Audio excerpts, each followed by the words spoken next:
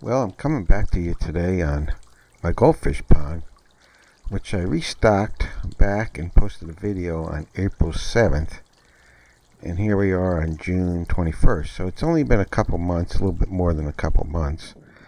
But I figured I'd do an update and let you know how they're doing. They're doing wonderful.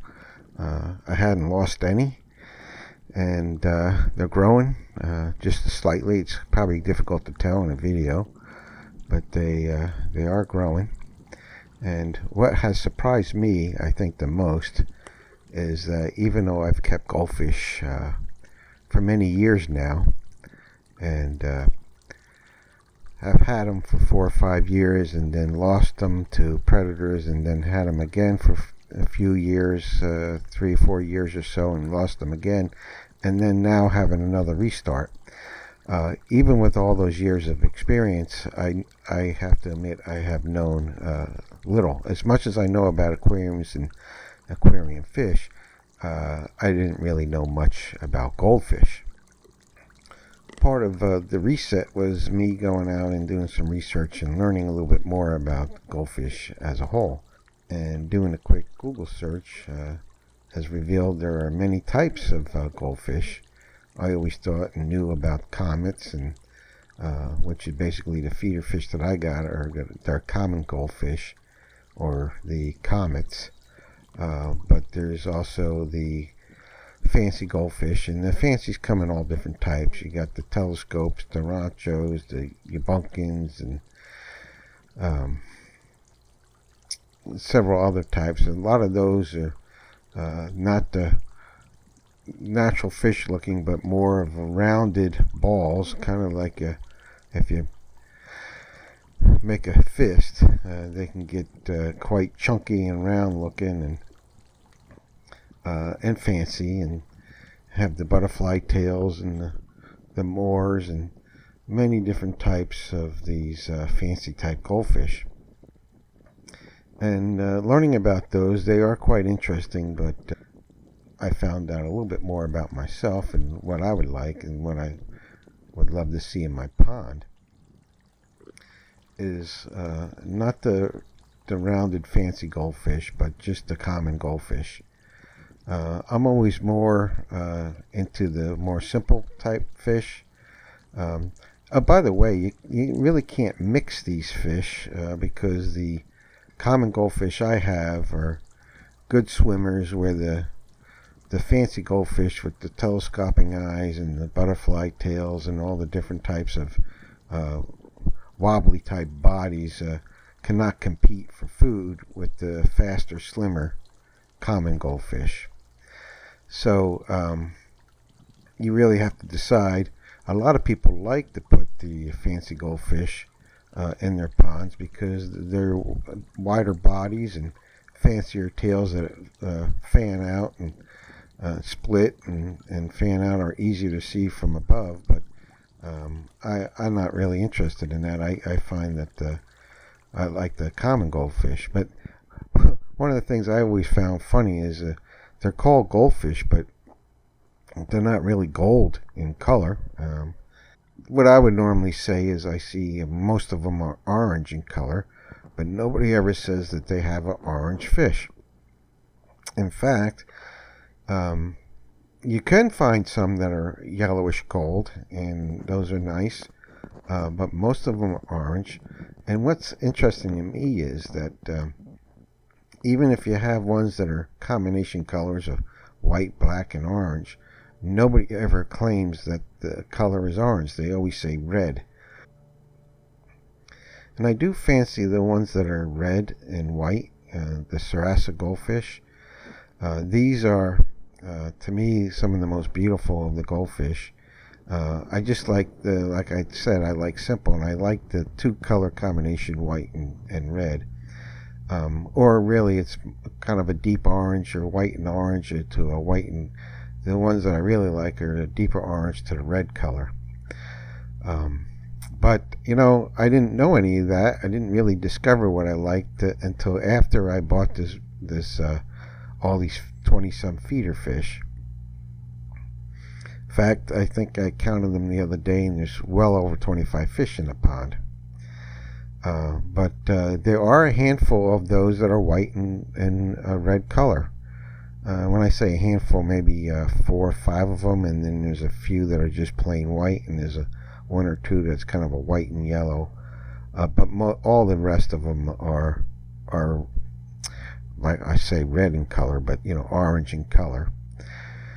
And if I was to do it again, I would probably not buy the feeder fish. I would buy ones that are a little larger to begin with, that are just white and red, and just a couple whites and a couple yellows and a couple all orange, and maybe some with some black.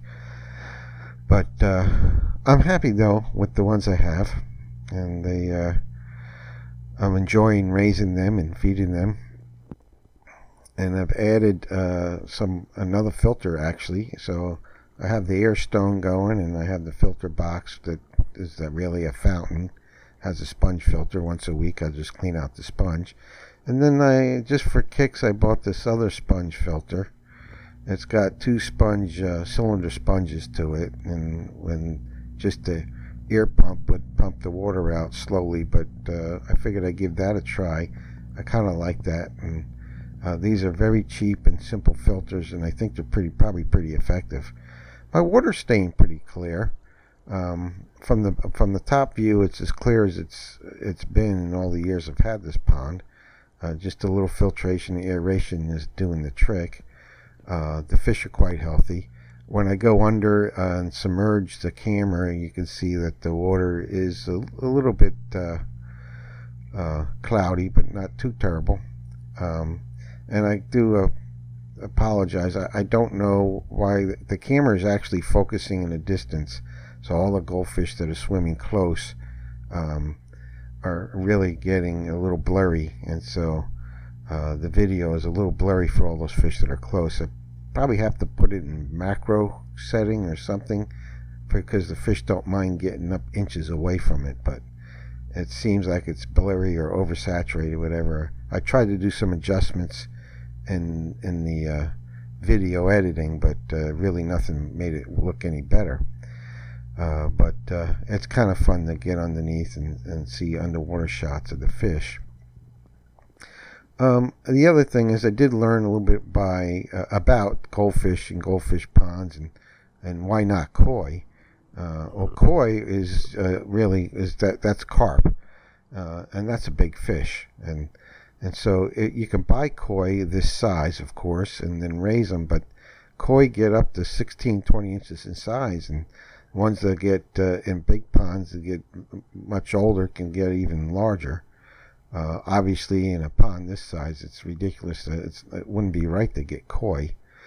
Even these goldfish, if they're in a big pond, could get up to 8, 10, or even 12 inches in size. That's probably as large as a goldfish can get, but